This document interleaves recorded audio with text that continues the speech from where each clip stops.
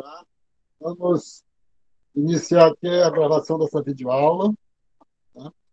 Fazendo parte das atividades da disciplina Macroeconomia 2.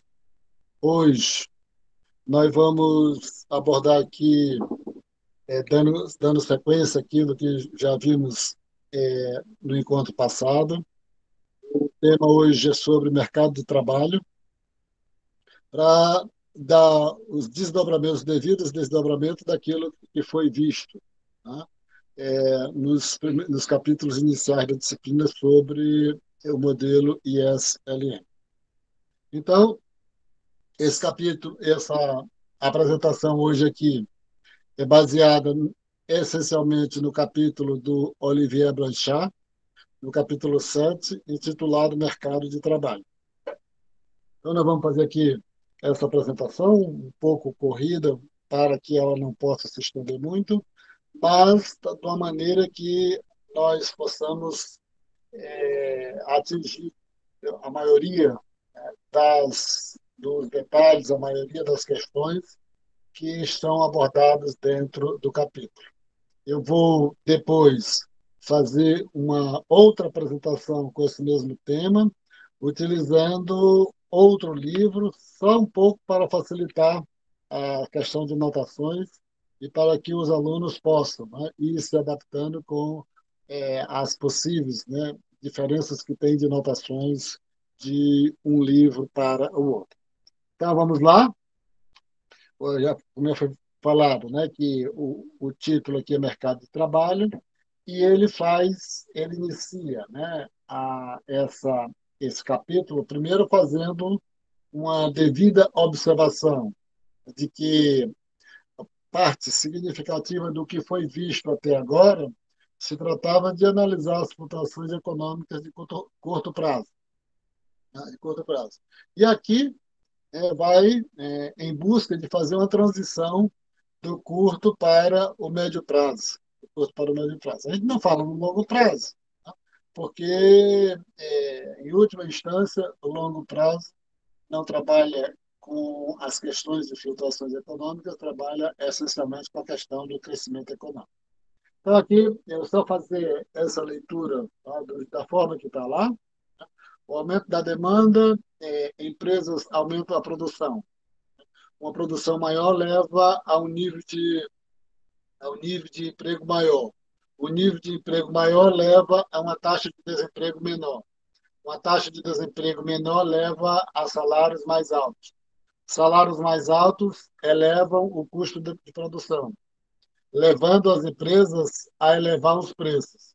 Preços maiores levam os trabalhadores a reivindicar salários mais altos, que levam a novos aumentos de preços e assim por diante. Eu coloquei mais essa longa e um pouco longa notação, né, do livro, por quê?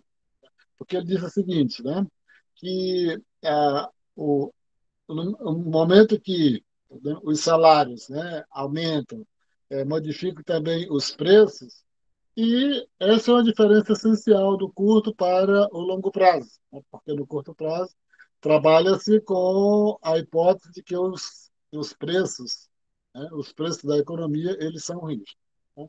Basicamente isso, tá? Mas, por outro lado, eu também coloquei para verificar aquelas tradicionais, né, conexões que tem, né, de aumentou a demanda, aumenta a produção, aumentando a produção, aumenta o emprego, que aumentando o emprego reduz a taxa de desemprego, etc. Tá vendo? Reduzindo a taxa de desemprego, aumenta os salários, aumentando os salários, aumenta os preços. Então, isso é uma coisa que muito, né, daquelas pessoas que fazem, que realizam análises, né, diárias que aparecem nas televisões fazendo análises, aí tem uma utilidade maior.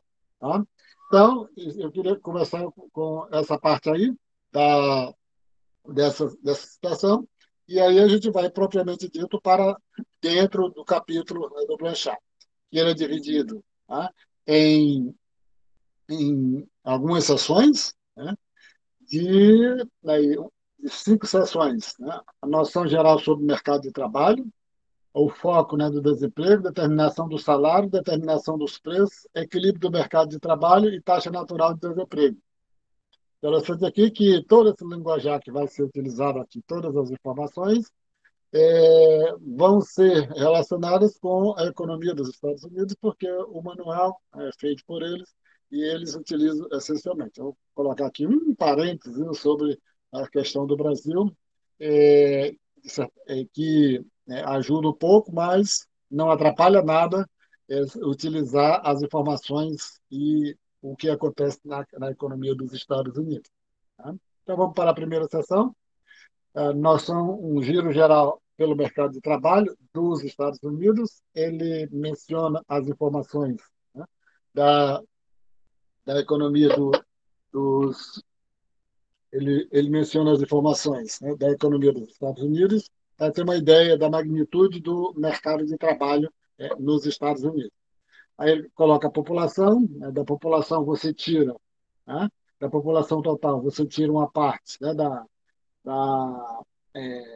que ainda não está dentro do mercado de trabalho, que é a população, né, abaixo de 16 anos, aí sobra, né, 247 milhões de pessoas na população civil disponível em idade ativa. Então, aqueles de 16 anos para cima estariam em idade ativa nos Estados Unidos. Essa população em idade ativa, ela se divide entre a força de trabalho e a população que está fora da força de trabalho. O que serve aqui, basicamente, para análise é a força de trabalho, que no caso brasileiro tem um nome muito específico, né, de PEA, população economicamente ativa. A força de trabalho, né, aí a força de trabalho, propriamente dita, é dividida em empregados e desempregados.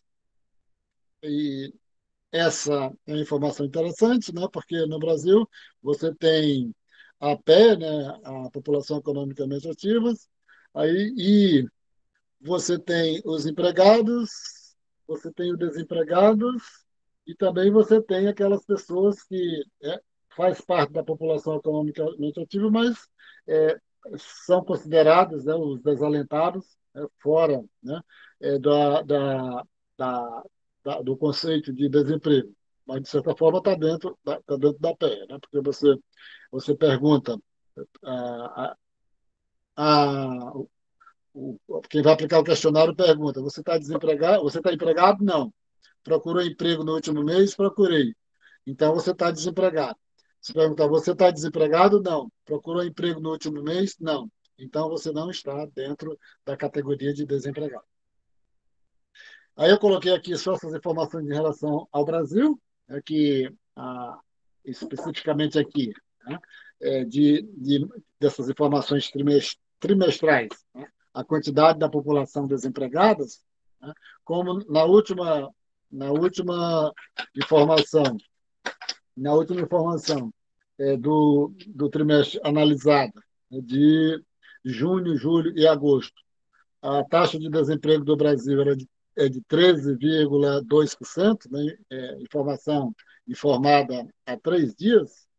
Então, como você tem a quantidade da população que está desempregado, tem a taxa de desemprego, né? E tem, na última linha vermelha, a quantidade de desempregados. Então, como para chegar à taxa de desemprego, a quantidade de desempregados fica no numerador e e tem um resultado, né, de 13,2, significa que é fácil saber a magnitude da população economicamente ativa, né, que aí seria o denominador, né? Quantidade de desempregados dividido pela PE dá a taxa de desemprego. E aí é interessante, né, só como uma informação bem específica. Antes da pandemia, a população economicamente ativa brasileira estava em torno de 106 milhões de pessoas.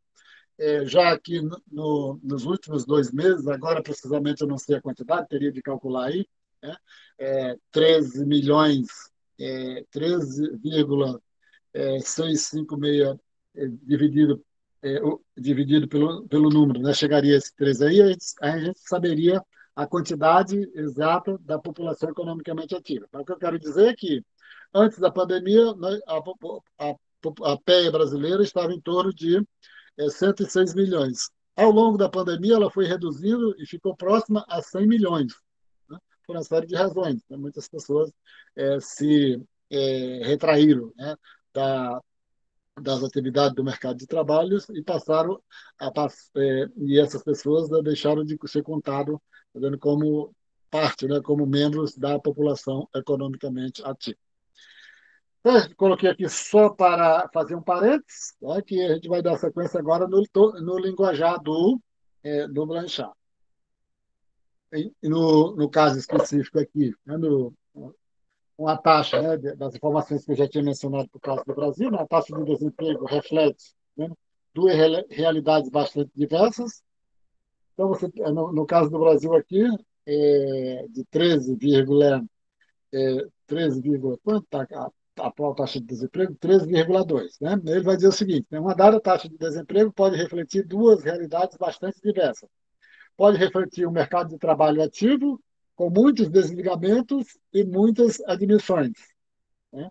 No caso do Brasil, necessariamente, né, não pode dizer que você tem uma situação de muitas admissões, né? Porque senão ela estaria, né, voltaria para um pouco para a parte mais histórica do Brasil, uma taxa de desemprego ali próximo de, vamos dizer, a média dos últimos 6 anos, 5 anos, próxima de 10%. Né? Nós já estamos aí acima de 13%. Também pode refletir, tá, um mercado de trabalho esclerosados, com poucos desligamentos, poucas admissões e um contingente estagnado de desempregados. Essa é a parte aí que foi traduzida por esclerosados, né, geralmente é colocado, tá, com uma terminologia mais técnica dentro da macroeconomia, um tipo de mercado de trabalho que passa por uma situação de esterese, onde, quando você tem uma certa quantidade de desempregados, parte dessa população, quando passa muito tempo fora do mercado de trabalho, ela não volta mais para o mercado de trabalho por uma série de razões. As duas mais tradicionais seria um certo, vamos dizer assim, fadiga do próprio capital, parte do capital seria prejudicado durante o período de dificuldade da economia, e também, por outro lado, esse período grande que as pessoas passam fora do emprego, também pode ser que tenha muita dificuldade de voltar, porque perde contatos, perde uma série de elementos que são necessários para poder encontrar novamente um emprego. Para descobrir qual realidade está por trás da taxa de desemprego agregado, é preciso ter dados sobre a movimentação dos trabalhadores, né? E aí ele pega, ele faz um quadro bem detalhado sobre a economia dos Estados Unidos, tá? E aí eu coloquei aqui só como tipo de curiosidade, né? E especificamente como ele sintetiza esse conjunto grande, né, de informações, né? Se a pessoa desejasse ter um conjunto, né, de ligações, de interligações entre as informações para ter uma análise completa, né? Ele coloca aqui, né, um diagrama, tá, onde ele vai mostrar as principais movimentações que acontecem na economia dos Estados Unidos, no mercado de trabalho. Primeiro, tem três tendências básicas, né? Os fluxos de trabalhadores que entram e saem dos empregos são muito grandes, né? Isso principalmente quando a economia está numa situação um pouco de aquecimento, né? Porque quanto mais isso acontece, mais as pessoas mudam de emprego, porque tem mais segurança de que não vão passar muito tempo fora do mercado de trabalho. Os fluxos de entrada e saídas do desemprego são grandes em relação ao número de desempregados, né? Então, você tem, tá vendo? A entrada e saída, né, no desemprego, né, normalmente esse fluxo ele é elevado, né, considerando ali o número de desempregados. Há também, há também grandes fluxos de entrada e saída da força de trabalho, grande parte dela entrando e saindo diretamente do emprego. Aí, por vários motivos, né? Tem os jovens que estão entrando, você fosse considerado outro extremo, né? As pessoas que estão saindo por questões de idade, mas também tem muitas pessoas que saem do mercado de trabalho por outro motivo. Tá? E aí ele coloca aí tá, esses fluxos, né, de entrada e saída, né, a quantidade de empregados que existe, a população fora da força de trabalho, para considerar quem está entrando e quem está saindo. Então, na medida que consulta o texto, né, todas as informações estão sintetizadas nessas três tendências que ele colocou aí como mais expressivas do mercado de trabalho da economia dos Estados Unidos. Não se deve pensar no desemprego nos Estados Unidos como um reservatório estagnado de trabalhadores, justamente porque dentro da magnitude, né, de desempregados que tem dentro da economia dos Estados Unidos, aí, pela informação que nós colocamos anteriormente, né, você tem uma grande movimentação de gente entrando, né, no campo de desempregado e gente saindo. Então, você tem uma movimentação muito grande, não é estagnada, não, geralmente não são os mesmos indivíduos que permanecem por muito tempo, tem um processo de renovação muito grande. Para a maioria dos desempregados, estar nessa condição é mais uma transição rápida do que uma longa espera entre empregos. Alguns daqueles classificados como fora da força de trabalho são, na realidade, trabalhadores desalentados. Né? Isso aí tem no Brasil, que, como eu falei um pouco atrás, quando você pergunta, né? Os entrevistadores do IBGE, quando eles perguntam se a pessoa tá empregada, responde que não está empregado e faz a pergunta subsequente, se a pessoa procurou emprego no último mês, não, dizendo que não procurou, está dentro da categoria dos desalentados. É por isso que, às vezes, os economistas se concentram na taxa de emprego, que é a razão entre o emprego e a população disponível para trabalhar, em vez de se concentrar na taxa de desemprego. Que seria outra forma. Né? Se você hoje tem uma taxa de desemprego em torno de 13,2%, você pegasse essa quantidade aí, né, 100 menos essa quantidade aí, você teria uma taxa de emprego, né, correspondente à diferença de 100 para a taxa de 13,2. Aí, colocando que tem essas vantagens, porque, ah, pelo fato, né, na categoria dos desempregados, tem muita gente que não está empregada que não é considerado desempregado. E aí ele coloca aqui a questão da taxa, né, das flutuações da taxa de desemprego nos Estados Unidos, a partir, né, de 1948 até 2014. Né? Claro que um gráfico, numa extensão é, temporal dessa magnitude, você passaria muito tempo tendo possibilidade de fazer muitos comentários. Mas o que é que ele chama atenção aí? Ele chama atenção que cada vez que você tem essas flutuações da taxa, né, do aumento da taxa de desemprego, você tem uma situação na qual você tem algo parecido com uma recessão. Né? Então, você tem aí essas partes, não sei se dá para ficar nítido aí na tela de vocês, principalmente quem está com o celular, tem algumas partes achureadas aí. Né? Então, essas partes aí correspondem mais ou menos a alguma dificuldade pela qual a economia passou. E sempre correspondendo, tá, que nesses momentos a taxa de desemprego, né, estava elevada. Aí a gente coloca aí alguns momentos, né, como ali, vamos colocar nos momentos mais recentes, né, que chamam mais atenção, 1982, né, que chama muita atenção.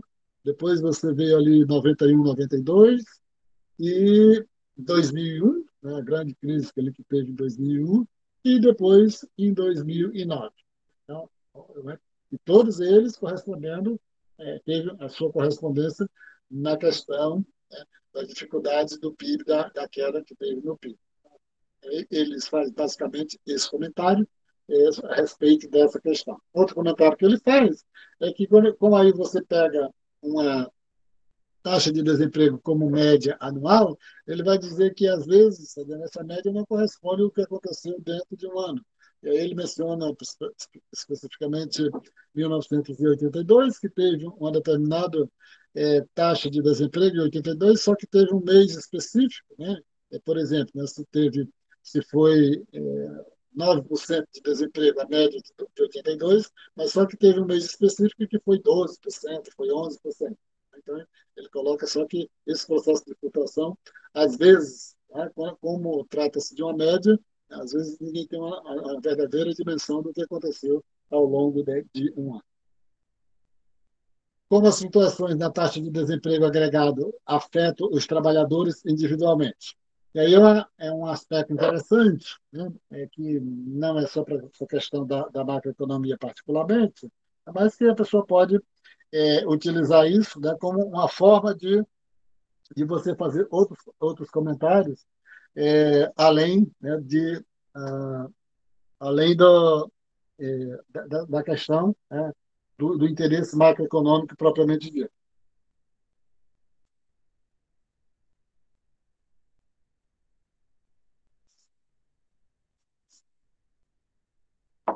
Eu vou dizer o seguinte, né, como a forma, né, que a taxa de desemprego afeta os trabalhadores. Esta é uma questão importante porque sua resposta determina dois efeitos. O efeito dos movimentos da taxa de desemprego agregados sobre o bem-estar dos trabalhadores individualmente. Tá? Então, e aí você tem uma longa discussão a respeito disso, né? Já que existe uma certa vertente, né, de análise que vai mostrar que, não é, de certa forma, também é bastante ampla essa vertente.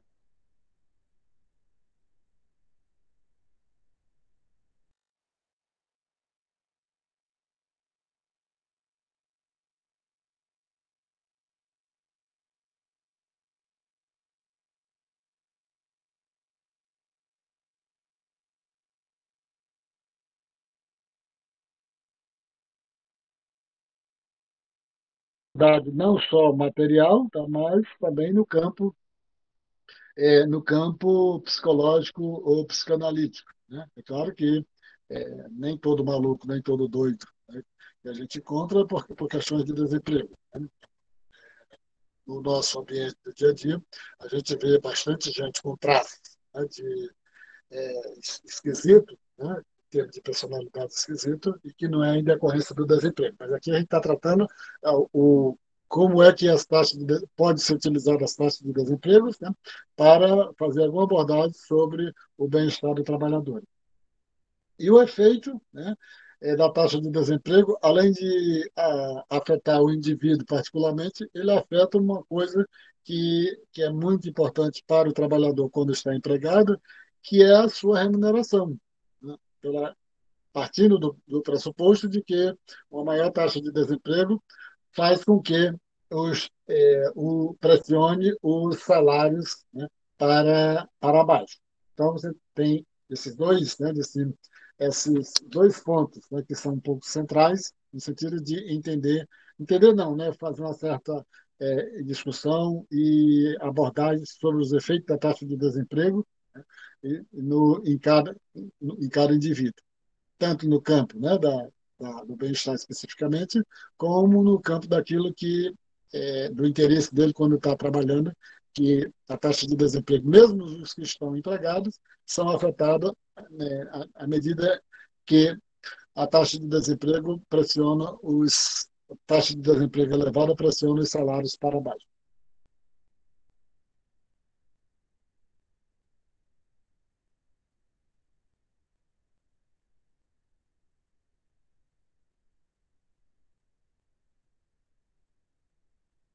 E aqui ele coloca mais duas informações, né?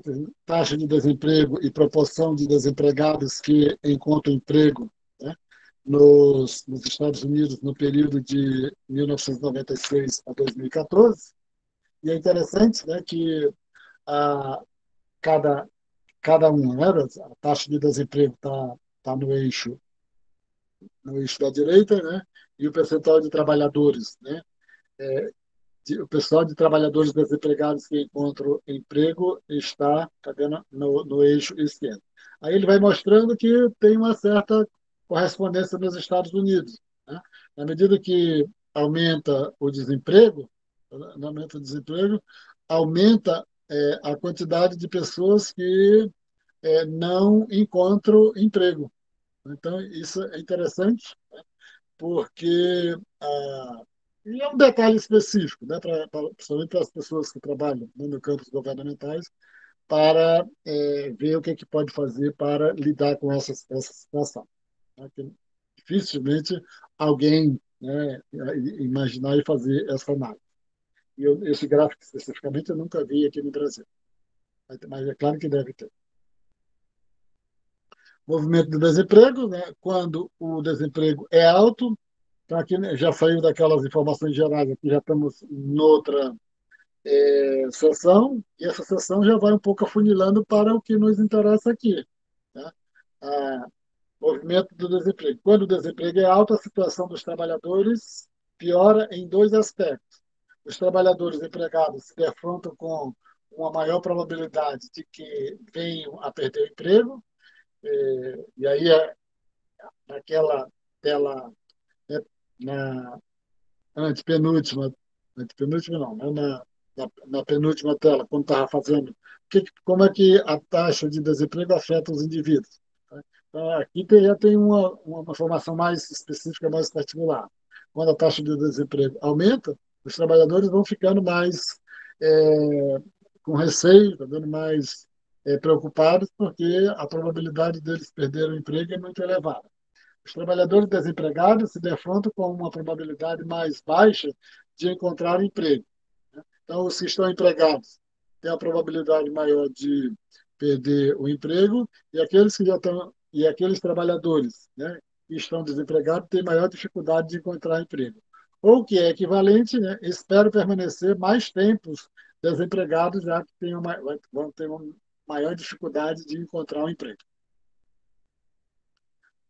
Aí ele coloca aqui, né, a taxa de desemprego e taxa mensal de desligamento do emprego, é um gráfico parecido com aquele anterior, né, é um gráfico específico, né, é o que eles também caminham, né, muito parecido, né, mas você tem o aumento, né, da desligamento, vai aumentando também a taxa de desemprego e vice-versa.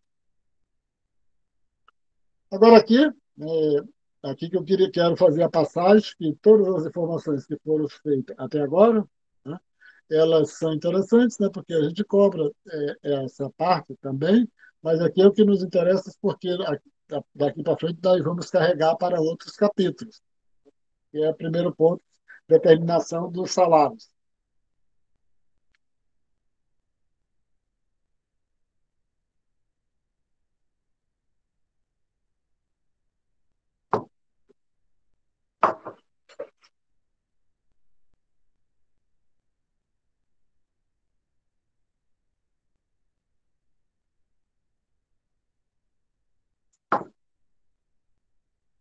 Que essa, essa seção aqui ela é central?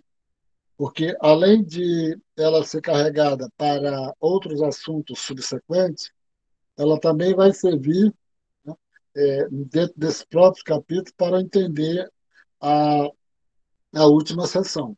Para entender a última sessão.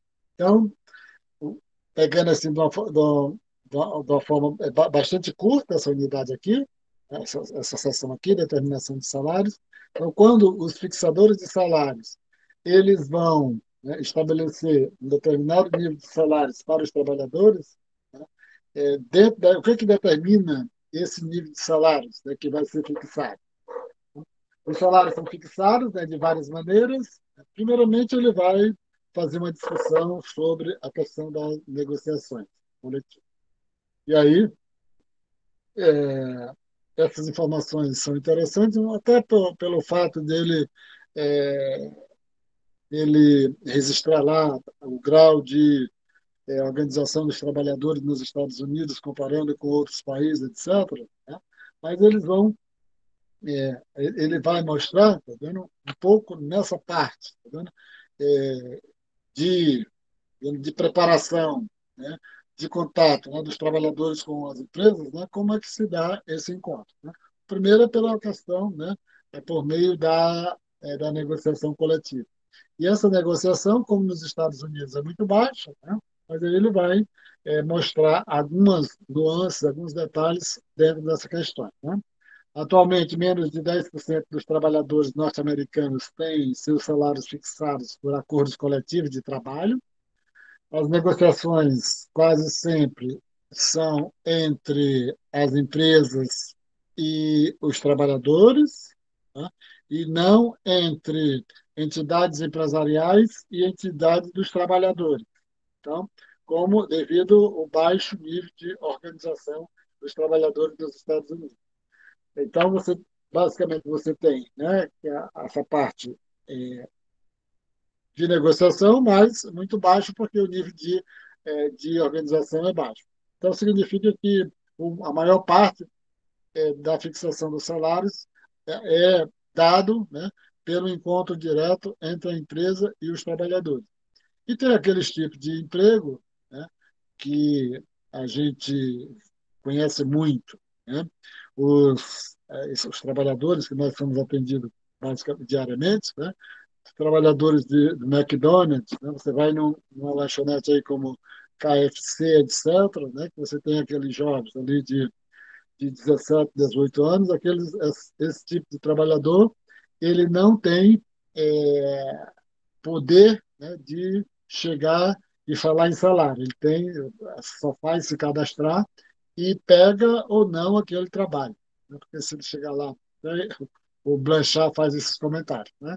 Se ele reivindicar alguma coisa, ele é a grande possibilidade de ser demitido, porque a quantidade de gente cadastrada para ir trabalhar no lugar desse tipo de trabalho é imensa. Né? Então, é, significa que você, né, tem o, os salários fixados pelas empresas dos trabalhadores, os salários fixados por acordos coletivos e os salários fixados só pelas empresas, e é uma quantidade grande também, né, desse tipo de trabalho chamado de pegar ou largar. Para o restante, né, os salários são fixados, né, ou pelos empregadores ou pela negociação entre o empregador e os empregados individualmente. Não era o que eu estava falando. Pegar ou largar, né, são os restos. E aí ele coloca as três, faz um parênteses, né, que esse tipo de trabalho, pegar e largar, a empresa decide sozinha. Os recém-formados já têm a possibilidade de negociar alguma coisa com a empresa para acertar o salário. E os CEOs, né, das empresas aí já pode exigir um salário muito mais elevado. E fora disso aí, você tem as celebridades, né, do campo, né, é, dos artistas e no campo no âmbito, né, do esporte. E aí também ele diz que são trabalhadores que têm um poder muito grande de é, exigir o salário. Há também, né, grande diferença entre os países. Ele estava falando especificamente nos Estados Unidos, que a, a menor parte dos salários é fixada em negociações coletivas, depois tem, né, pelas empresas especificamente e entre as empresas e os trabalhadores. Aí ele faz comparação com outros países, né, que o nível de organização dos trabalhadores é muito maior no Japão, muito maior na Europa, etc. Tá? E significa que os salários são fixados, né, mais diretamente pelas empresas nesses locais, numa menor proporção do que nos Estados Unidos. Dadas as diferenças, é possível formular. Aí ele faz a pergunta, né? Você tem essas diferenças, etc., mas é possível ter uma teoria geral da determinação dos salários? Né? E aí ele vai dizer que é possível fazer existir, né, uma teoria geral na determinação dos salários. Como é que os salários são determinados?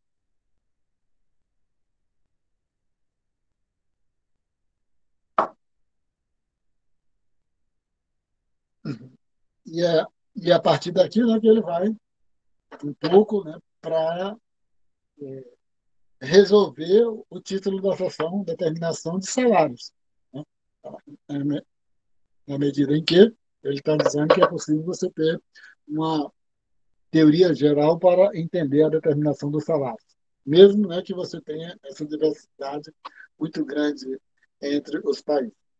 Embora, né, as diferenças institucionais influenciem a determinação de salários, há forças comuns em ação em todos os países. E que forças são essas que possibilitam que seja possível, né, entender como é que os salários são determinados de uma forma geral, né, e não particulares de país para país. Então, vai dizer o seguinte, né? Dois conjuntos de fatos, né, que se destacam nessa situação.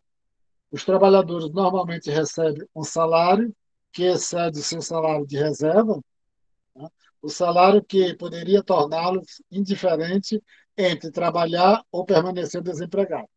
Então, o que ele está tá dizendo aqui, o primeiro, né, fato, né, que se realça dentro do processo de entendimento da determinação dos salários é que a remuneração dos trabalhadores geralmente é superior ao salário de reserva. O que significa esse salário de reserva? Né? Esse salário de reserva é aquele salário que é indiferente para o trabalhador ir trabalhar ou ficar desempregado, né? Aquilo que ele entenderia, né, como que fosse o suficiente para ele também ir trabalhar. E que seria um pouco parecido com o conceito, né, de salário natural do Adam Smith, né? Mas aqui, como depois de tantas mudanças, né, de tantos avanços, né, na teoria econômica, ele já passou a ser chamado de salário de reserva. Não sei se empiricamente, né, para é, regiões, né, como a nossa, né, que tem uma fragilidade muito grande, né, se, se os trabalhadores, né, recebem todos eles, né, esse salário de reserva ou recebem acima desse salário de reserva ou, né, estão dispostos a receber qualquer salário. Segundo ponto, né, os salários normalmente dependem das condições de trabalho, do mercado de trabalho. Quanto menor a taxa de desemprego, maiores os salários. Então, o primeiro ponto que ele diz que, só relembrando, né, o primeiro ponto que ele diz que é muito marcante na determinação do salário é que geralmente os trabalhadores recebem acima do salário de reserva, aquele salário que os torna indiferentes, né, entre trabalhar ou permanecer desempregado. E o segundo é que, entendeu? Normalmente, né, os salários dependem das condições do mercado de trabalho. Quanto menor a taxa de desemprego, em tese, seria maiores os salários. Ao contrário, né, quanto maior a taxa de desemprego, menores seriam os salários. Então, essas são duas informações, né? Duas informações, não, são os dois aspectos, né, básicos, né, que ele vai utilizar aqui, né, como parâmetro central para o entendimento de como os salários são determinados. O, a base, né, do salário de reserva e as condições do mercado de trabalho. Para pensar, né, sobre o aumento, né, da taxa de desemprego, por exemplo, né, os economistas racionam, né, raciocinam que os trabalhadores sempre têm algum poder de negociação. Mesmo, né, na maioria das vezes que os trabalhadores têm algum poder de negociação. E segundo, né, que as empresas podem desejar remunerar acima, né, do salário de reserva. Então, ele está dizendo o seguinte, que, em tese, se você imaginasse que você tivesse numa situação de absoluta concorrência perfeita, né, num mundo que não fosse o mundo da economia real, né, um mundo de plena economia de concorrência perfeita, aí você não teria muito o que imaginar que os salários iriam ficar naquele nível muito próximo do salário de reserva. Mas ele está dizendo, tá vendo? é que vai ser constatado que, geralmente, os trabalhadores, né, têm um salário maior do que se possa imaginar que fosse próximo do salário de reserva. Aí ele vai dizer é, por que que isso acontece. Pela ideia de que, hipoteticamente, sempre os trabalhadores têm algum poder de negociação.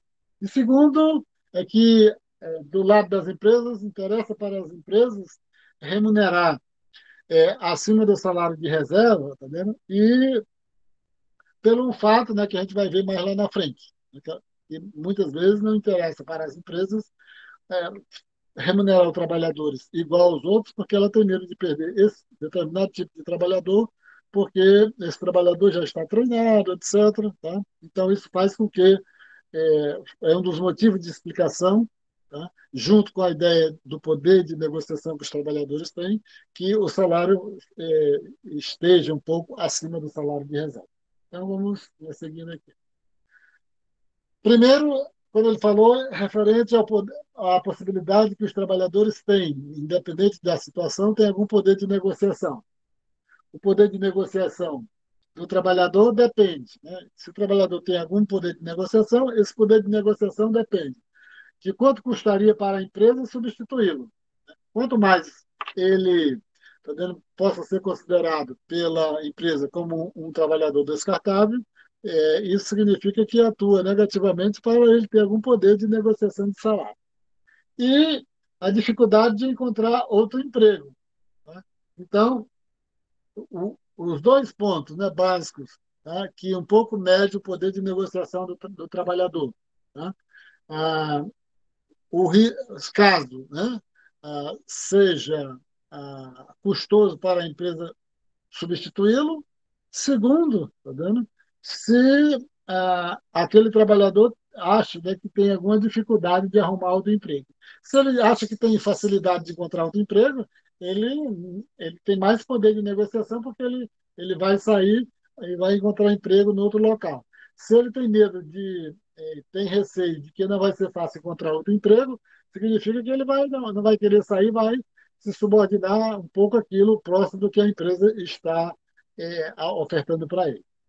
Quanto maior o custo da empresa para substituir um funcionário, e quanto mais fácil para ele, para o empregado, encontrar outro emprego, maior poder de negociação terá.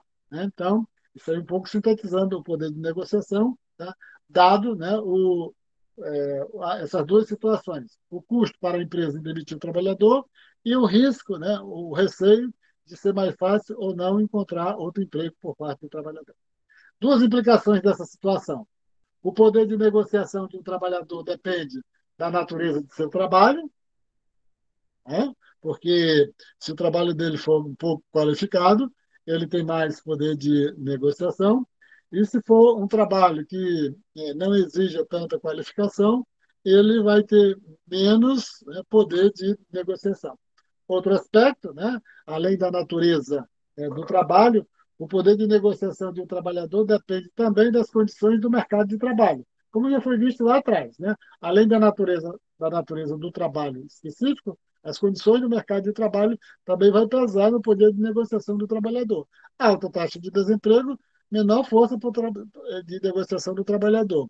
Baixa taxa de desemprego, maior poder de negociação vai ter para o trabalhador. Segundo, né, então, o primeiro ponto aqui que foi falado, né, a respeito, né, do, do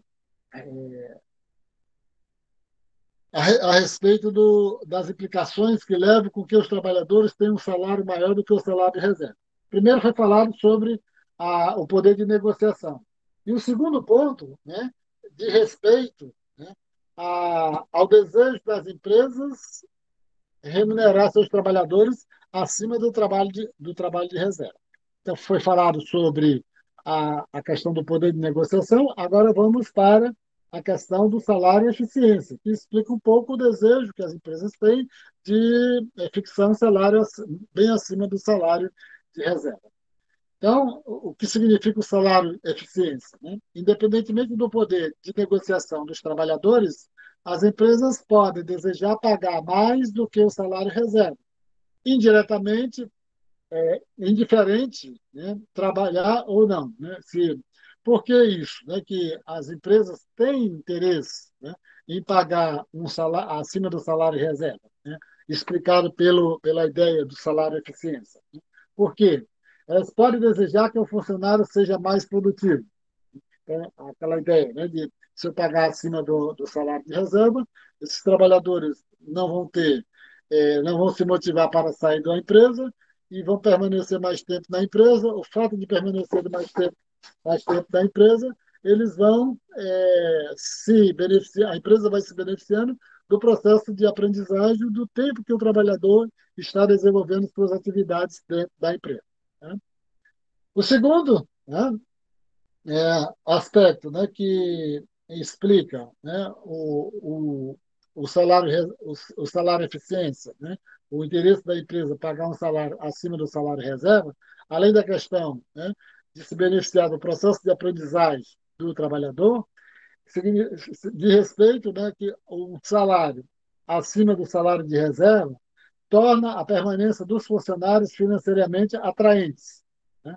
Então, significa que ele, além da empresa, né, o fato de se beneficiar da aprendizagem do trabalhador, evita, né, também que tenha um grande nível, né, de rotatividade na empresa, porque financeiramente não interessa para os trabalhadores saírem, já que estão ganhando muito além do salário de reserva, um pouco, né, visto da perspectiva da empresa, né, pelo conceito de salário de eficiência, né, que é explicado por duas questões, dois aspectos, né, do salário de eficiência. Pelo processo de aprendizagem que a empresa se beneficia pelo maior tempo que as empresas e os trabalhadores passam dentro da empresa, e segundo, tá vendo? O segundo aspecto, tá vendo? de respeito ao de respeito à redução, né? À medida que paga um salário maior, a redução da rotatividade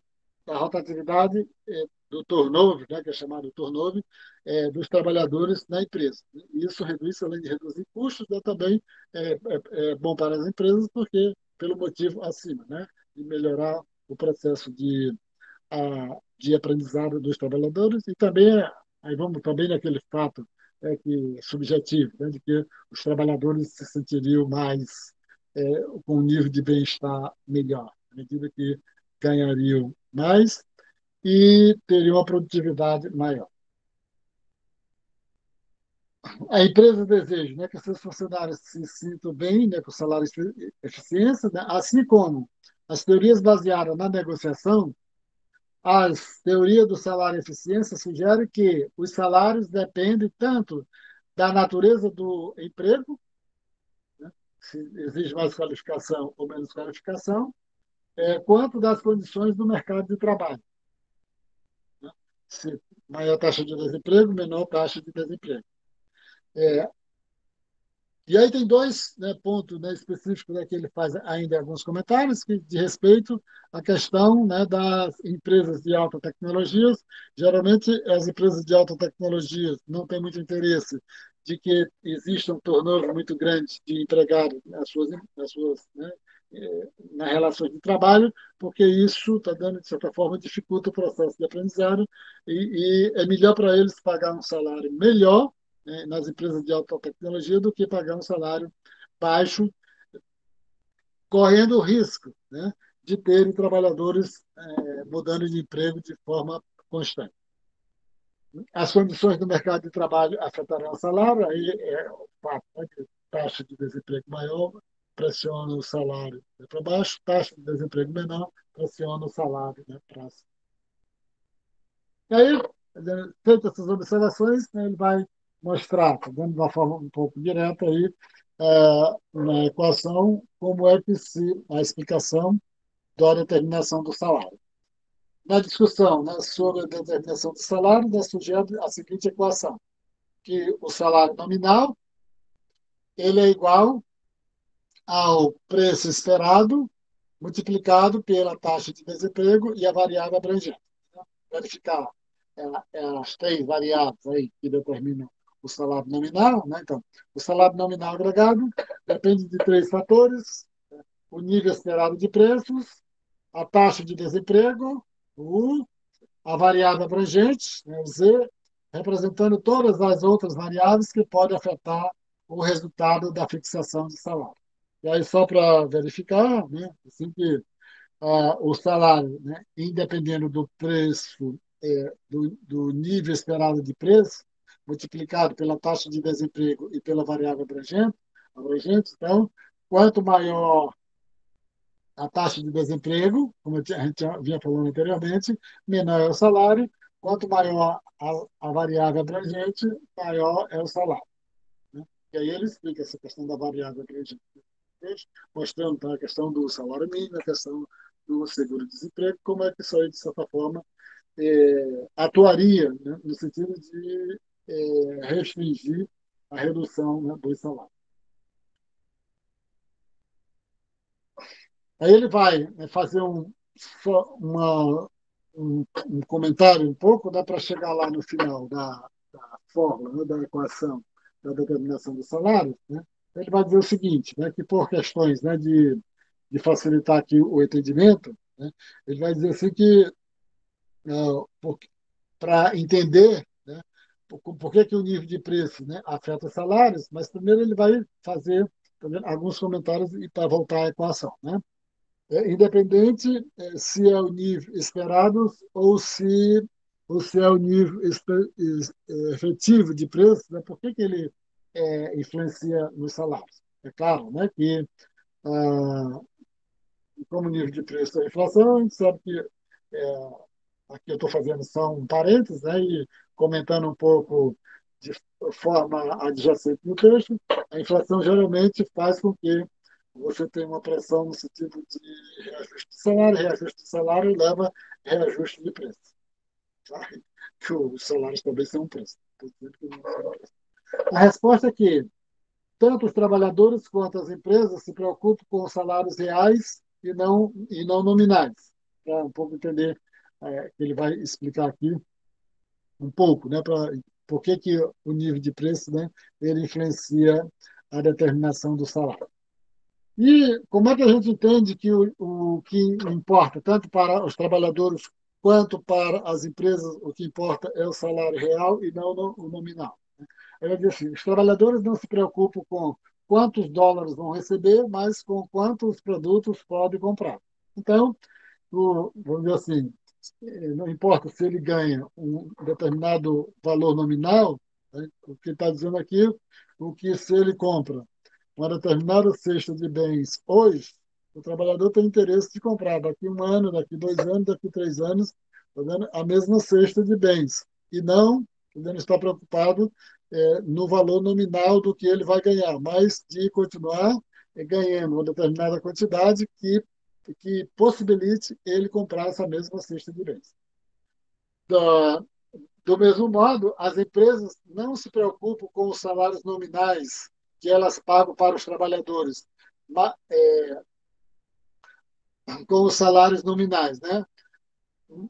Mas com os salários nominais que pagam em relação aos preços dos bens que elas vendem. Tá? Então, ela tem um salário que ela paga para os trabalhadores. Isso aí, por si só, não é o que interessa para ela. O que interessa para ela é esse valor aí desse salário que paga para o trabalhador comparado com o preço que ela está estabelecendo, que ela está fixando para os seus produtos. Tá? Porque, entendeu? Se ela não comparar isso, tá? Significa que ela vai ou ganhar mais ou ganhar menos, tá vendo? Se ficar só preocupada com o nível de salário nominal. Né? Ela pode até reduzir, né? Reduzir vamos dizer assim, pagar mais, né, para os seus trabalhadores, mas, ao mesmo tempo, o preço que ela está fixando para os seus produtos é um preço também elevado. Então, isso aí não vai ter muita importância. Aí ela pode pagar baixo para os seus trabalhadores, isso não importa tanto, né? Ou não importa tanto para elas, né? E até está dando o contrário ao interesse dela, se esse salário baixo for acompanhado de preços baixos de seus produtos.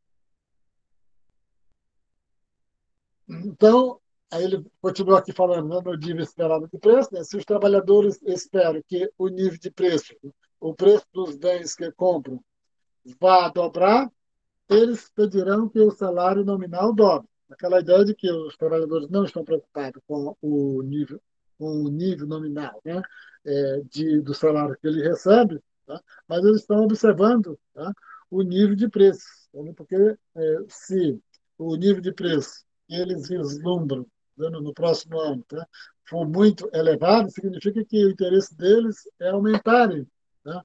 Aumentarem ah, a, a exigência, né, para que as empresas paguem um salário maior para poder corresponder ao mesmo, tá vendo, salário real que eles ganhavam num determinado período, e querem ganhar o mesmo, né, na perspectiva de que, tá vendo, o nível de preço esperado vai aumentar.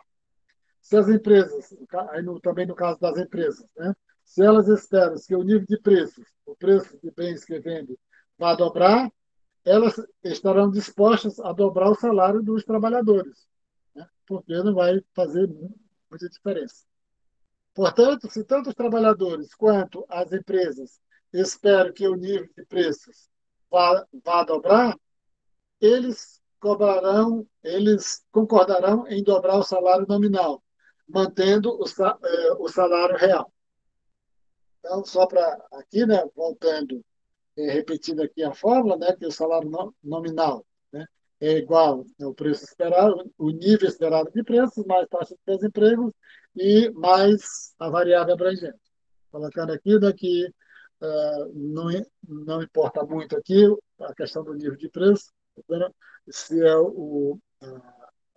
imaginando que ele seja igual, o nível de preço efetivo esperado seja igual, o que interessa aqui para as empresas, né, para os trabalhadores, é o nível de salário real, tanto para as empresas como para os trabalhadores.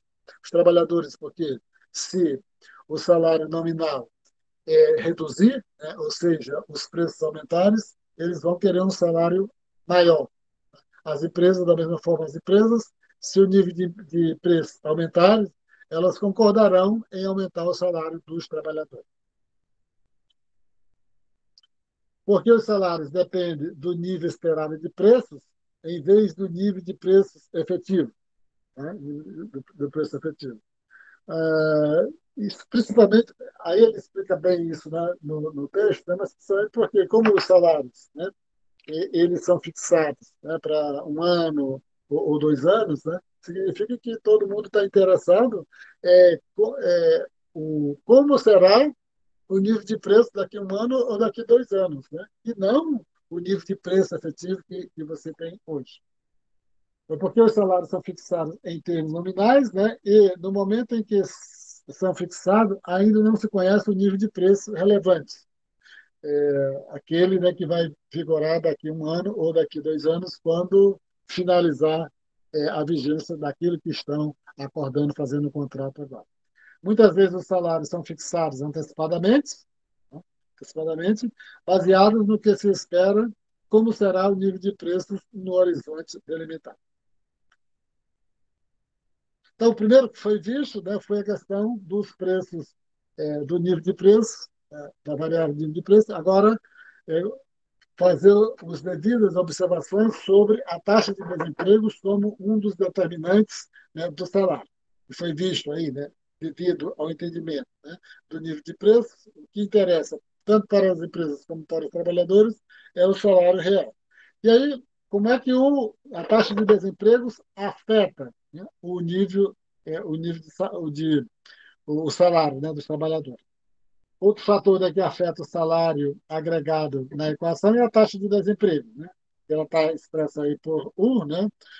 Porque desemprego em inglês é U e eles colocam, né? Geralmente as letras, né, têm essa correspondência é, da palavra em inglês. O sinal de menos sob o U indica que o aumento da taxa de desemprego diminui o salário. Aí ele faz pouco comentário, está vendo? E é um pouco direto, né, mostrando que taxa de desemprego maior vai fazer com que você tenha níveis, né, de salários menores, principalmente porque a taxa de desemprego é um dos componentes que afeta o poder de negociação dos trabalhadores. E aí, no caso da taxa de desemprego, quando mais alta, afeta reduzindo o poder de negociação dos trabalhadores e faz com que ele tenha um efeito negativo. Né? Outros fatores, né, que é o Z, chamado variável abrangente. A terceira variável na equação é o Z, é a chamada variável abrangente, que representa todos os fatores que afetam os salários, dados o nível esperado de preços e a taxa de desemprego. E ela está colocada lá em positivo. É claro que você poderia muito bem, além da taxa de desemprego, você ter outra variável que é que atuasse negativamente no, para baixar o salário. Mas aquele, para a simplificação, ele está colocando todos os exemplos que eles mencionam na variável abrangente que atua positivamente para o salário, ou seja, que não pressiona o salário para baixo, como a taxa de desemprego, o aumento da taxa de desemprego influencia para baixo a taxa de salário, né? O nível de salário. Aí, quais são os exemplos, né, mais comuns que ele discute dentro do livro? É o seguro-desemprego. O seguro-desemprego faz com que, já que o trabalhador está trabalhando, perde o emprego, tem o seguro-desemprego, e isso faz com que ele não vá tanto se preocupar em aceitar qualquer emprego menor. Ele passa aquele período recebendo, né, o seguro-desemprego, e isso faz com que amortecesse um pouco, né, a redução do nível salarial, é, a existência, né, por si só, do seguro-desemprego. Salário mínimo é outro fator que eles dão como exemplo, etc. Por convenção, né, definindo o Z de modo que um aumento dessa variável implique um aumento do salário. Então, quanto mais forte for a variável abrangente, mais positivamente vai afetar o nível de salarial. É fácil pensar em outros fatores, né? Um aumento do salário mínimo, ele dá um exemplo que vai atuar positivamente. Eu já falei da questão do seguro-desemprego, e aí a gente pode passar, né? Não tem nenhuma questão de dificuldade. Então, só voltando aqui, tá? A questão como é determinado o nível de salário. Tá? Nível esperado de preços, nível esperado aqui, nível esperado de preços, taxa de desemprego e a variável abrangente. Agora vamos passar para determinação dos salários. O que determina os salários? Vimos o que determina os preços. Então, aqui estamos só o que determina os preços agora, né? Então, o que determina os salários é nível esperado de preço, taxa de desemprego e a variável abrangente. Agora vamos para a determinação do salário. Os preços fixados pelas empresas dependem dos custos incorridos. Então, se a pessoa passa, o que determina? Né? Se você fosse lá para contabilidade de custos, né, você fazer a compilação, né, de todos os custos que a empresa incorreu para produzir o produto, e isso, né, faria com que, tá, chegasse, né, ao valor aproximado, né, do preço daquele produto. Aqui, como está trabalhando em termos agregados, você vai, esse objeto, vai ser necessário algumas simplificações, e aí não vai ter aquele entendimento, né, da contabilidade de custo dentro de uma empresa. Né? Então, os custos, né, dependem, por sua vez, né, da natureza da função de produção. Aí ele vai utilizar direto, né, uma função de produção, o que significa, né, a função de produção, né? É, a, a produção, né, de uma determinada empresa, etc., ela é função, tá, daquele recurso, né, disponível, né, capital, trabalho, tecnologia, etc. Então, se para ela produzir, né, uma tonelada de um determinado produto, ela precisa, né, de uma quantidade de trabalho, de uma quantidade de matéria-prima, etc. Aqui, tá vendo, vai ser simplificado. Né? Você vai ter apenas um fator de produção, né? Podemos escrever a função de produção como o produto, né? a produção, o Y, ele é igual a N. Né? O N é a quantidade, né, de trabalho que é usado pela empresa. Então, aí já tem uma grande limitação, porque está informando que a produção aí ela depende só de um fator de produção. A realidade é totalmente diferente, mas, como eu falei, aqui nós vamos só para o processo de entendimento de determinação dos preços. O Y, né, é o produto, o N é o nível de emprego e o A é a produtividade, né, do trabalho, né? Ou seja, que estaria captando a questão da tecnologia, etc. E aí ele vai logo dizendo o seguinte: né, vamos considerar que esse A, né, seja constante e que o que vai fazer com que mude, né, a produção é a variação no nível de emprego. Né? Você mudar o N para cima, a quantidade de produção muda proporcionalmente. Variar o N para baixo, capacidade. Então, vai ser descartado o A aí de forma para facilitar o entendimento. Esse modo de escrever a função de produção implica que a produtividade do trabalho, o produto por trabalhador, seja constante e igual, né, ao A. Então, a produtividade, e a produtividade sendo constante, né, a gente pode descartar igual ao constante, né, igual ao A, pode descartar o A e fica basicamente a produção é igual, né, a função de produção, né, Y é igual a N, implica que o custo de produzir uma unidade adicional do produto seja o custo de empregar um trabalhador adicional. Né? E ah, a ideia, né, do trabalhador adicional, né, que você tem a produção marginal, né, que o custo marginal. Você adiciona um trabalhador, vai pagar aquele trabalhador, então o custo marginal de produção, o custo de produzir uma unidade adicional do produto é igual a W. Isso, né, é interessante porque a gente está verificando o seguinte, né, a gente viu lá, né, a questão da determinação do salário do trabalhador. Já está verificando aqui, né, que esse percurso que está sendo visto, né, para o entendimento da determinação dos preços, né, é que o salário também está um pouco envolvido, embora ele não esteja aqui de início, né, dentro da equação, mas a própria terminologia já mostra que o salário está dentro, né, da discussão aqui da determinação dos preços. Então, a função de produção é Y, né, igual a N, né, que a produção depende da quantidade de trabalho. Se houvesse concorrência perfeita no mercado de bens, né, é, ou seja, né, se estivéssemos no mundo não real, né, no mundo imaginado da economia, o preço de uma unidade do produto seria igual ao custo marginal. Ou seja, né, porque o custo marginal seria igual ao próprio preço, né, propriamente dito. Né? Então, se como o custo marginal corresponde a uma unidade adicional de trabalho que vai ser adicionado, né, na produção, esse custo adicional é o próprio salário, e o salário seria igual ao preço.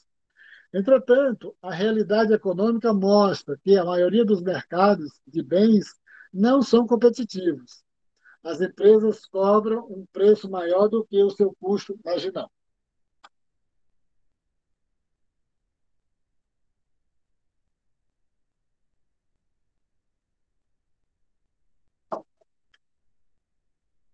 Isso, essa é a maior parte, né, vamos dizer assim, da realidade, né, do mundo econômico, que determina a dinâmica do funcionamento da economia, né, não é um mundo econômico competitivo.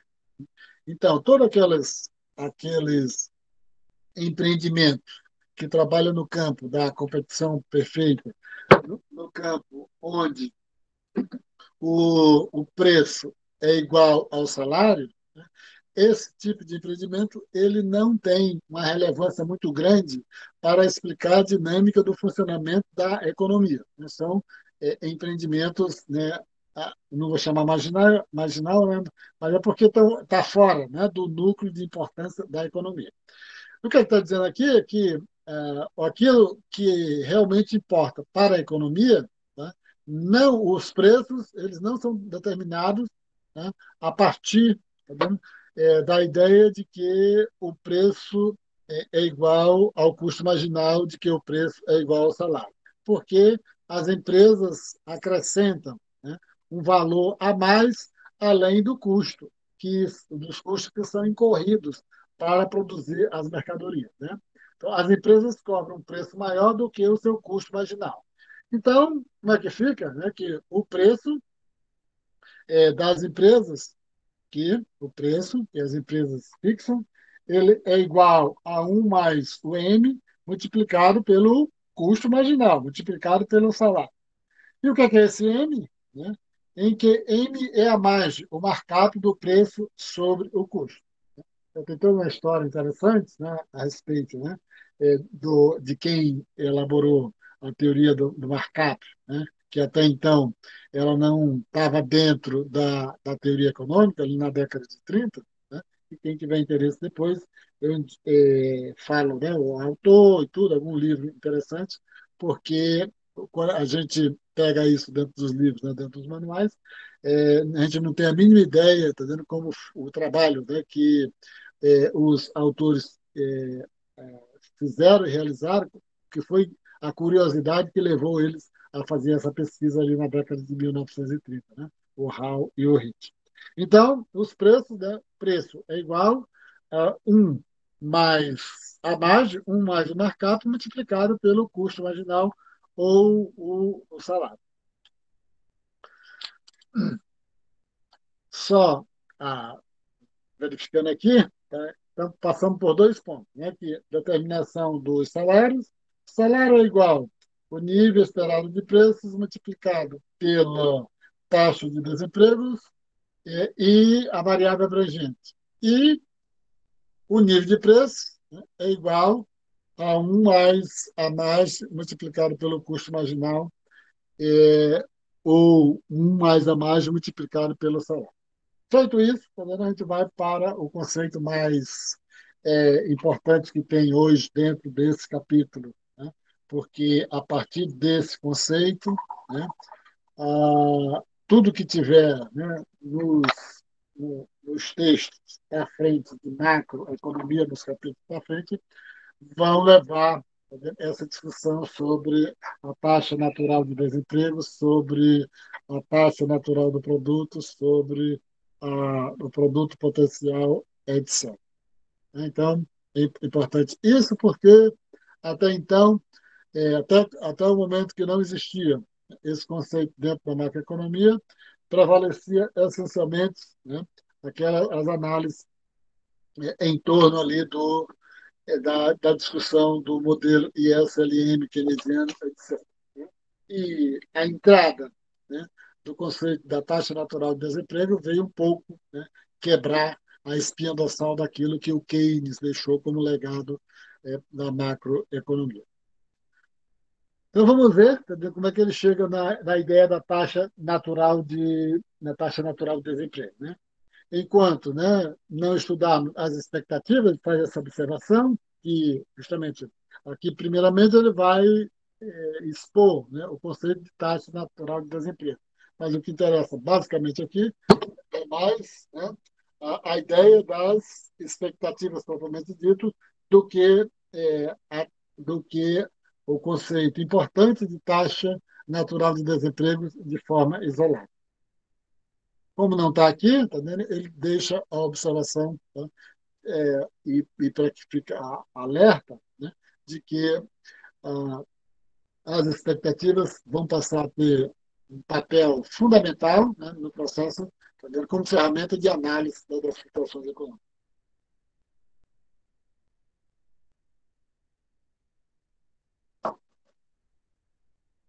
A primeira discussão que ele faz, né, que é a relação de fixação de salários. Relação de fixação de salário. A gente viu como os salários são fixados. E o que interessa aqui, tá? Interessa fazer uma associação entre a determinação dos salários, a determinação dos preços com a taxa de desemprego. Então, o que se vai fazer aqui essencialmente é isso. Foi visto separado a determinação dos salários, foi visto separado a determinação dos preços, e agora o que vai chamar a atenção aqui, fazendo como é que faz essa relação entre a determinação dos salários, que os salários, né, são iguais ao nível de preço esperado multiplicado pela taxa de desemprego multiplicado e a variável abrangente. Determinação dos preços, que é igual a um mais a margem, um mais o markup multiplicado pelos salários, ou seja, multiplicado pelo custo marginal. E agora, como é que a gente associa a fixação dos preços com a fixação dos salários com a taxa de desemprego? Isso aqui vai ficar, tá vendo, numa única relação para dar o entendimento de taxa natural de desemprego. Primeiro ponto, né, que ele vai, é relação de fixação de salários, né, que já foi visto. Aí ele vai fazer algumas adaptações, né, um pouco para, né, poder preparar a situação para juntar fixação de salário, fixação de preços e com a taxa de desemprego para estabelecer a ideia da taxa natural de desemprego.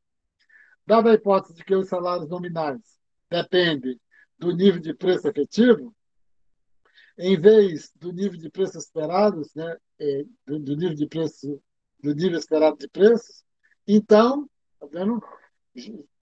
Como o salário, né, depende do efetivo e não do esperado, né, é isso.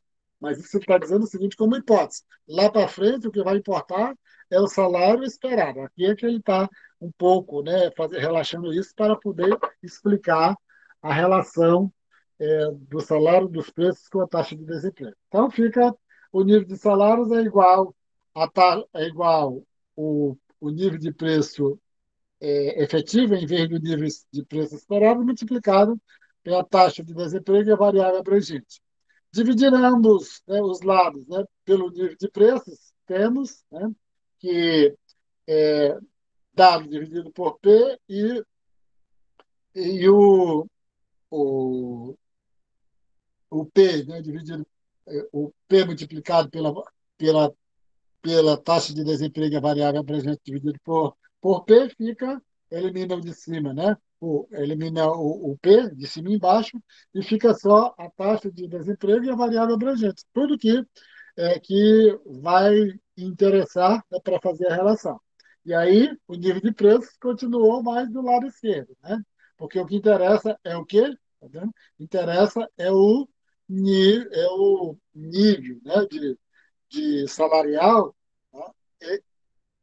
Real e não o nominal. Então, o salário real é igual, tá vendo? Depende da taxa de desemprego e da variável abrangente, porque você pegou o quê? Né? A determinação do salário multiplicado pelo nível de preço efetivo, a taxa de desemprego e a variável abrangente, dividiu ambos os lados por 2, ficou o salário real é igual.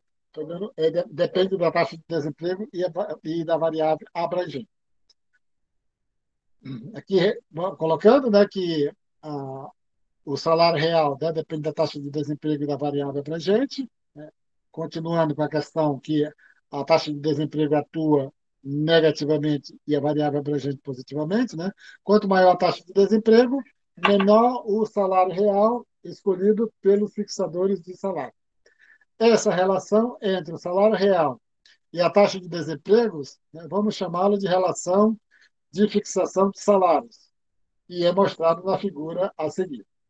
Só para ficar especificado aí, tá? É a relação de fixação de salários, que é a relação entre o salário real e a taxa de desemprego.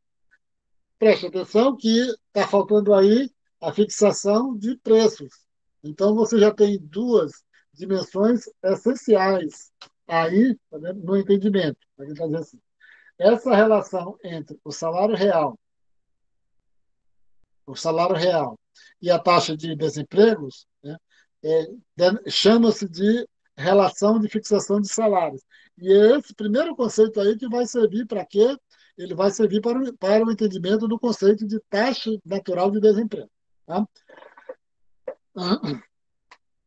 Então, a relação, né, de fixação de salários, está mostrando aqui, quando, né, a taxa, né, de desemprego, né, ela tem uma relação negativa, né, com a determinação do salário real, tá mostrado aqui no nível de no gráfico aqui nesse gráfico aqui. Então você tem aqui, né, no eixo vertical você tem o salário real, no eixo vertical você tem o salário real, no eixo horizontal você tem a taxa de desemprego, tem a taxa de desemprego. Como a taxa de desemprego atua negativamente, né, sobre o salário real, significa que a curva, né, da relação de fixação dos salários, ela é negativamente inclinada. Ela é negativamente inclinada. Então, está mostrando aí, né, que você tem a curva negativamente inclinada, mostrando a relação entre a o salário real e a taxa de desemprego, que é chamado de relação de fixação de salário. O que está faltando aí agora é o outro conceito, né, de relação de fixação de preço. Implicações, né, de determinação de preço. Se dividirmos, então vamos agora, né, já vimos, tá dando a relação de fixação de salários, agora para a relação de fixação de preço. Tá? Se dividir ambos os lados, né, da equação de determinação de preço pelo salário nominal, né, teremos. Né? Então, você tem qual é a equação, né, que você tem de determinação dos preços? Preço é igual a um mais a mais multiplicado por W. Se você dividir ambos os lados pelo W, você vai ficar, né, com P sobre W, e do outro lado você vai eliminar o W, né, de cima e de baixo, então você fica com um mais a mais. Então, P sobre W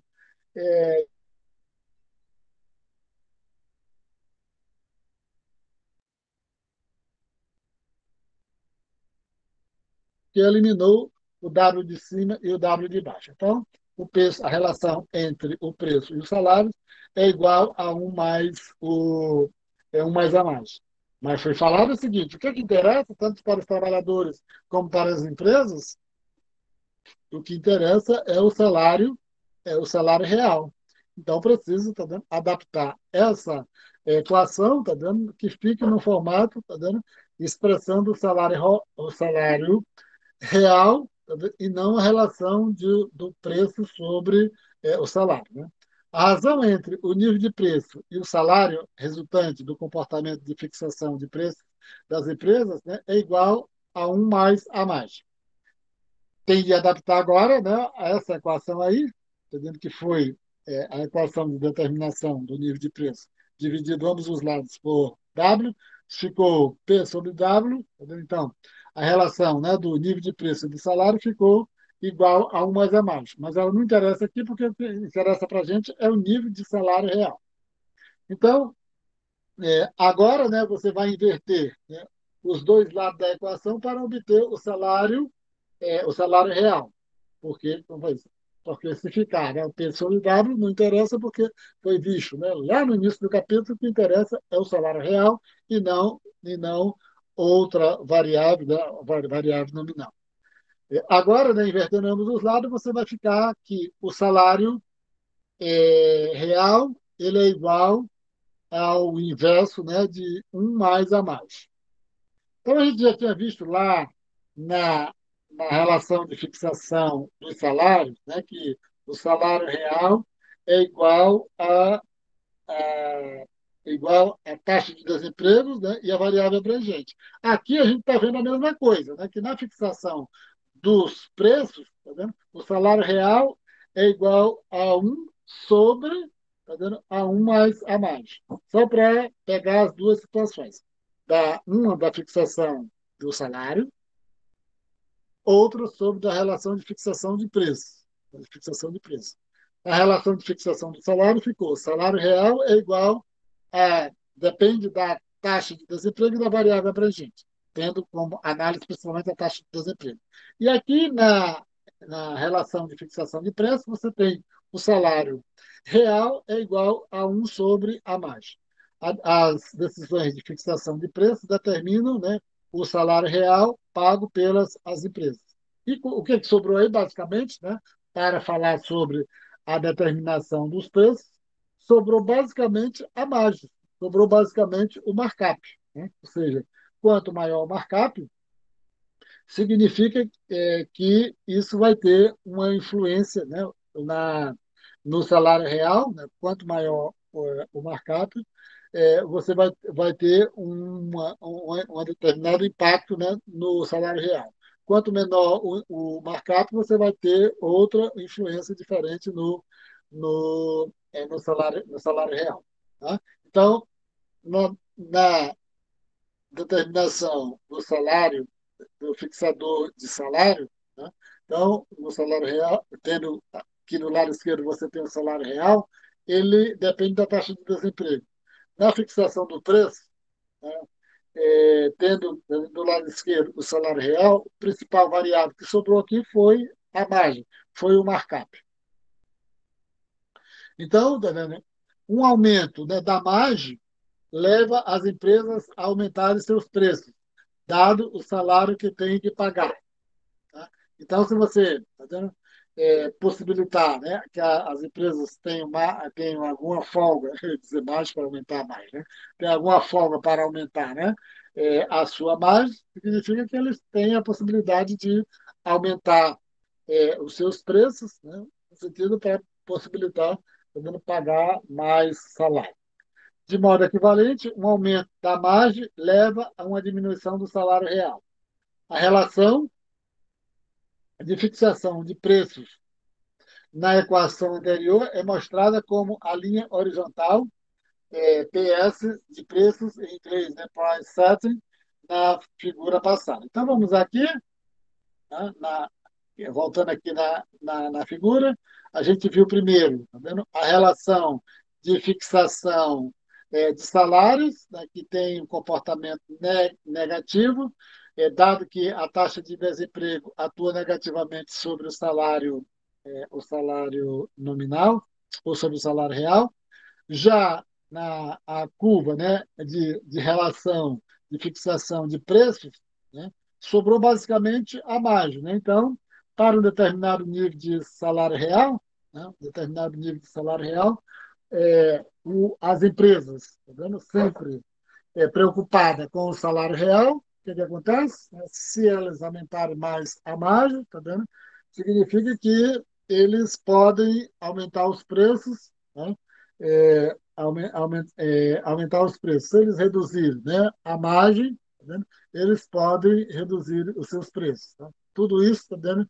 No sentido considerando, né, que o que interessa é um determinado nível de salário real.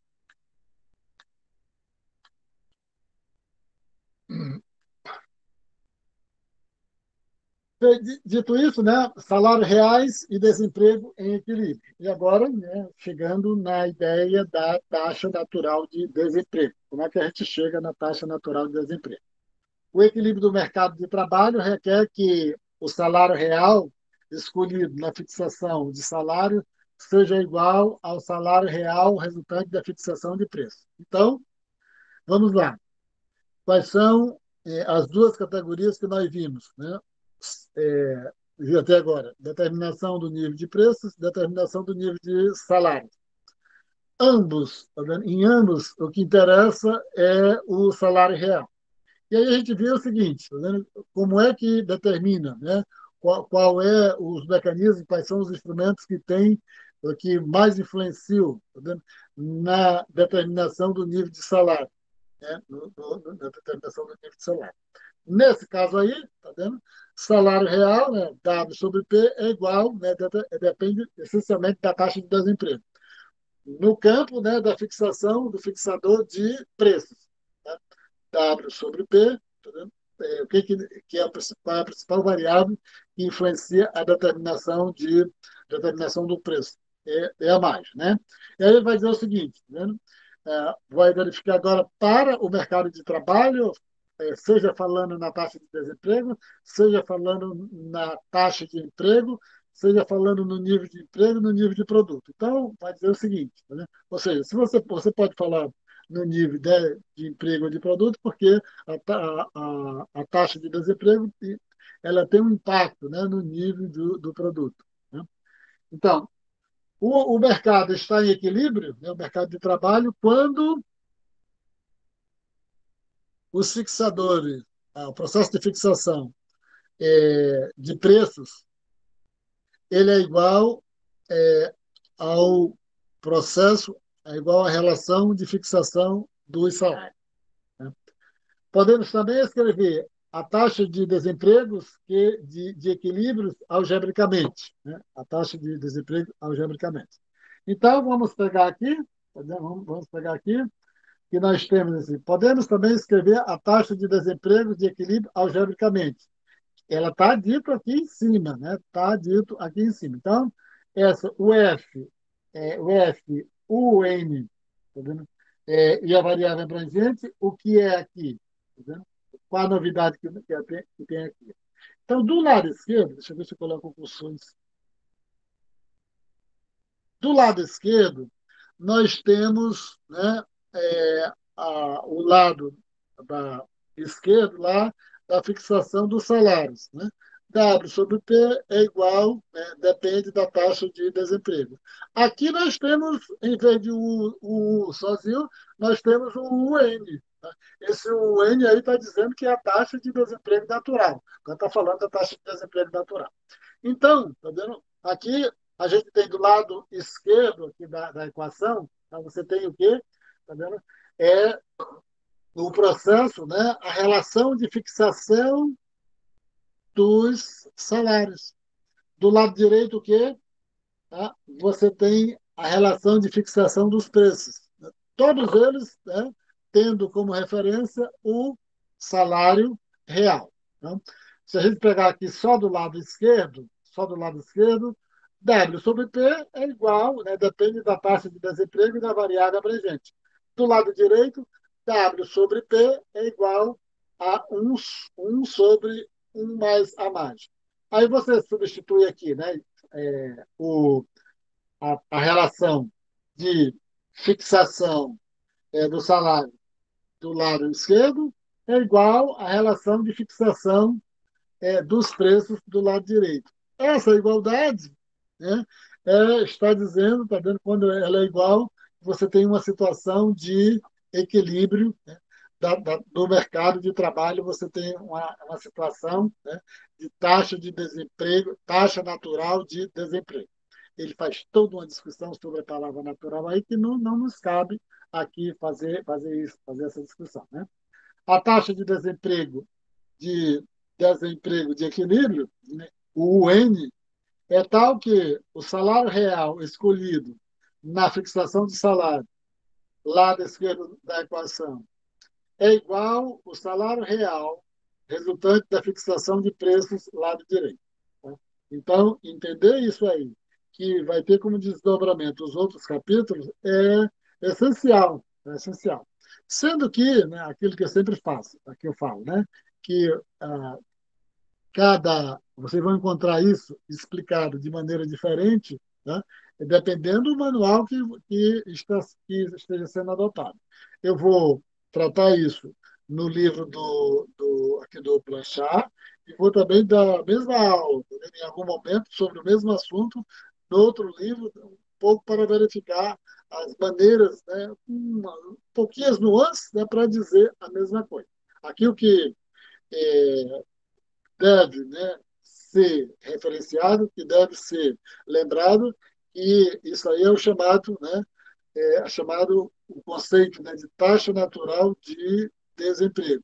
Ou, visto de outra maneira, tá, você pode dizer que a taxa natural de desemprego ela também pode ser entendida também como a já que uma determinada taxa de desemprego corresponde a um determinado nível de produto, né, essa taxa natural de desemprego ela corresponde a uma determinada taxa natural de produção, uma taxa natural, né, de renda da economia. E, dito isso, né, vou dizer o seguinte, tá dando?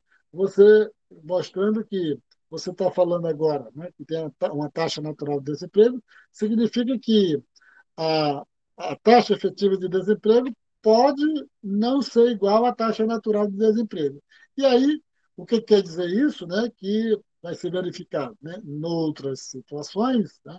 Noutras situações na qual toda vez que você tiver uma taxa natural uma taxa de desemprego efetivo, né? Em algum ponto que não seja taxa natural, ela sempre vai gravitar, ela sempre vai se aproximar da taxa natural de desemprego.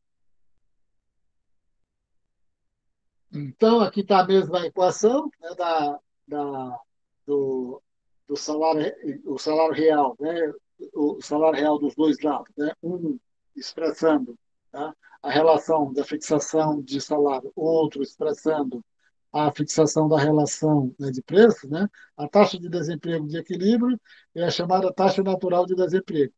As posições das curvas de fixação de salários e de fixação de preços, e, portanto, a taxa de desemprego de equilíbrio depende tanto de Z quanto de M, tanto de Z como de M. Isso pode afetar, mas sempre, sempre, né, um pouco entendendo que a força aí, tá vendo, tem uma força muito grande essa palavra natural. Sabendo que o autor não discorda, né? O autor do manual que nós estamos utilizando, ele não concorda, né, com o uso da palavra natural, né? Porque isso dá uma ideia de natureza, está dando uma palavra muito forte, né, para o que está se tratando. Salários reais e desemprego de equilíbrio, um nível de desemprego maior é necessário para fazer. Aí está só fazendo aquelas relações que a gente já viu anteriormente, né? Como é que o nível de desemprego afeta, né, na questão do salário. Um nível de desemprego maior é necessário para fazer os funcionários aceitarem um salário, né, real menor, levando a um aumento da taxa natural de desemprego. Fatores como a generosidade do seguro-desemprego ou a legislação antitruste dificilmente podem ser vistos como resultados da natureza.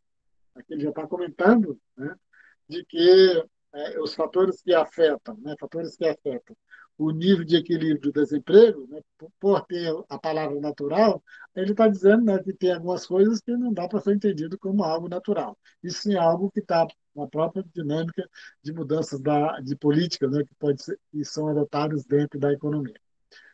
Pelo contrário, né, reflete várias características da estrutura da economia. Por essa razão, um nome melhor para a taxa de desemprego de equilíbrio seria taxa estrutural de desemprego. Mas até agora esse nome não prosperou. Não pegou. Então era isso, né? Aqui que eu queria fazer a apresentação, tá, sobre esse capítulo, né, do mercado de trabalho, que ele discutiu, né, na primeira sessão. Ele discutiu algumas informações gerais, né, sobre o mercado de trabalho dos Estados Unidos, depois como é que o mercado de trabalho se movimenta e, em seguida, abordou, né, os principais determinantes, né, do processo de determinação do salário, da questão da negociação, etc. Também falou a respeito, né, da negociação propriamente dita, de que nos Estados Unidos você tem um nível de negociação de organização muito baixa, fazendo com que a maior parte da fixação dos salários é dado, né, entre a empresa e o trabalhador diretamente e, e a partir da empresa de maneira unilateral para uma quantidade grande de emprego, né, principalmente naqueles empregos onde, né, os jovens se cadastram ali nas grandes redes, né, de fast foods, né, como o McDonald's, KFC, etc., onde você tem uma lista muito grande, né, de cadastro ali e é praticamente impossível, né, um trabalhador, um moleque daquele, né, que trabalha ali dentro daquele fritando batata, né, fritando frango, caso do KFC, etc., reclamar de quanto está ganhando. né, tipo de emprego pegar ou largar. As celebridades, eles falam que tem, né, tem um poder muito grande de negociação, os CEOs, né, das empresas, né, também podem, né, os altos executivos têm um poder de negociação, mas também, na maioria dos casos, né, as empresas estabelecem, né, os preços de forma unilateral. Depois foi visto a determinação dos salários, depois a determinação dos preços, para chegar aqui no conceito de taxa natural de desempregos, que é um conceito essencial para o que, nesse formato aqui do livro do Blanchard, é tratado nos capítulos na sequência. E mesmo, né, não aparecendo, né, o conceito de taxa natural de desemprego está por trás, né, é, dos modelos do Banco Central, de determinação da taxa básica de juros, etc., está dizendo que não é o caso mencionar aqui, está dizendo porque isso só em outros assuntos, né, que a pessoa vai verificar como é que esse conceito, né, está relacionado com a ideia, né, de que da taxa natural de desempregos, né, que implicitamente, né, explicaria parte daquilo que influencia, né, o Banco Central aumentar ou diminuir a taxa de juros.